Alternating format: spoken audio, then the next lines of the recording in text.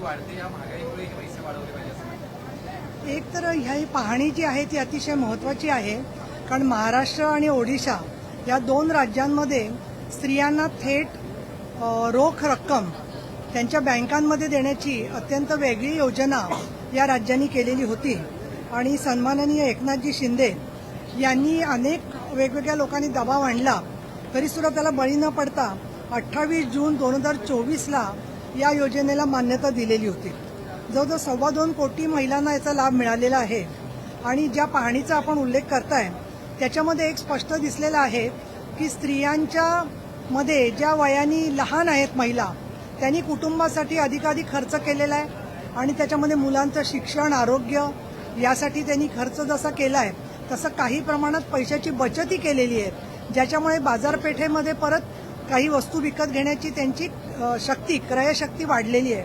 त्याचबरोबर ही मोफत पैसे लाटण्याची योजना हे जे म्हणतात त्या संदर्भामध्ये आपल्याला चित्र दिसतं आहे की वेगवेगळ्या ठिकाणच्या ज्या महिला आहेत त्यांनी आर्थिक सक्षमीकरणाच्या बरोबर समाजामध्ये त्यांची प्रतिष्ठा देखील वाढलेली आहे.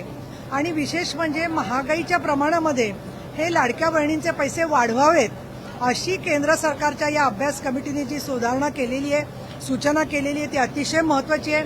कारण अनेक बघतोय आपण डिझेल, पेट्रोल भाववाढ, भाजी, डाळ सगळ्या गोष्टींची झालेली आहे. या पार्श्वभूमीवर लाडक्या बहिणींचे पैसे वाढवण्याची शिफारस राज्य सरकारने स्वीकारली. आणि मला वाटतं की सन्माननीय देवेंद्रजी फडणवीस, सन्माननीय एकनाथजी शिंदे, सन्माननीय सुनेत्राताई पवार हे नक्की ही शिफारस स्वीकारतील.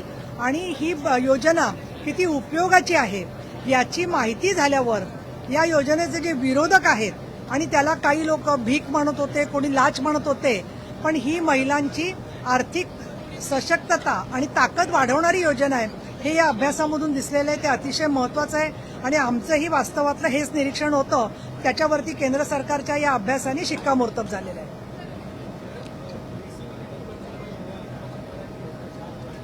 नाही, आता याच्यावरती तर काल मेघना बोर्डीकर तसंच सन्माननीय मुख्यमंत्री यांनी बरीचशी उत्तरं दिलेली आहेत. आता त्याच्याबदला एका बाजूची वाहतूक आहे ती सुद्धा सुरू झालेली आहे. त्यामुळे मला असं वाटतं की अशा वेगवेगळ्या ज्या योजना होतात, बघा तुम्ही छत्रपती शिवाजी महाराजांचं स्मारक अरबी समुद्रामध्ये उभं करू असं काँग्रेस आणि राष्ट्रवादी काँग्रेसच्या सरकारने 2002 पासून सातत्याने सांगितलं होतं, पण ना ते स्मारक उभं राहिलं ना कुठलीच गोष्ट झाली. उलट त्या ठिकाणी ती जागा चुकीची होती हे समोर आलेलं आहे. त्यामुळे अशी नामुष्की कधीही महायुती सरकारवर आलेली नाहीये. नैसर्गिक आपत्तीचं राजकारण कोणी करू नये असं माझं आवाहन आहे. हिंदी में लाड़की बहन योजना को लेकर जिस तरह से प्रधानमंत्री ऑफिस ओडिशा और महाराष्ट्र ये दो राज्यों में जो महिलाओं को लाड़की बहन, लाडली बहन जो योजना थी उसके बारे में केंद्र सरकार के कमेटी ने अभ्यास किया है और उसमें सामने आया है कि ये महिलाएं इसके पैसे का अपव्यय करती है, ठीक तरीके से खर्चा नहीं करती है. वो जो एक बहुत गलत फहमी थी उस पर उन्होंने अच्छा प्रकाश डाला है. और ये स्पष्ट हो रहा है कि महिला परिवार की जो बहुत महत्वपूर्ण चीजें हैं, जैसे कि बच्चों की पढ़ाई है, लड़कियों की पढ़ाई है, कोई बीमार है, इस तरीके से खुद की जिंदगी में सुधार लाने के लिए उन्होंने उस पैसे का इस्तेमाल किया है.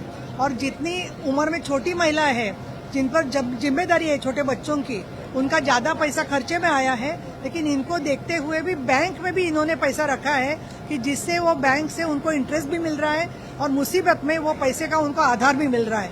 तो ये जो स्टडी सामने आया है, तो ये जो हमेशा आलोचना की जाती थी कि ये एक लाच है, ये भीख है, उस तरह के नहीं है. महिलाओं का आत्मसम्मान और उनकी आर्थिक सक्षमता बढ़ाने में, उनकी जिंदगी और अच्छी बनाने में काम हुआ है. इसको नजर में सामने रखते हुए उनकी ये भी सिफारिश रही है कि महंगाई के परसेंटेज में इसकी पैसे बढ़ाए जाए. इसीलिए मुझे लगता है कि एकनाथ जी शिंदे साहब ने जब ये योजना शुरू की तब से लोग बोल रहे थे कि ये बंद हो जाएगी, लेकिन बंद होने का सवाल ही नहीं. मुझे लगता है राज्य सरकार ये सिफारिश एक्सेप्ट करेगी तो और महिलाओं को बहुत खुशी हो जाएगी. Thank you.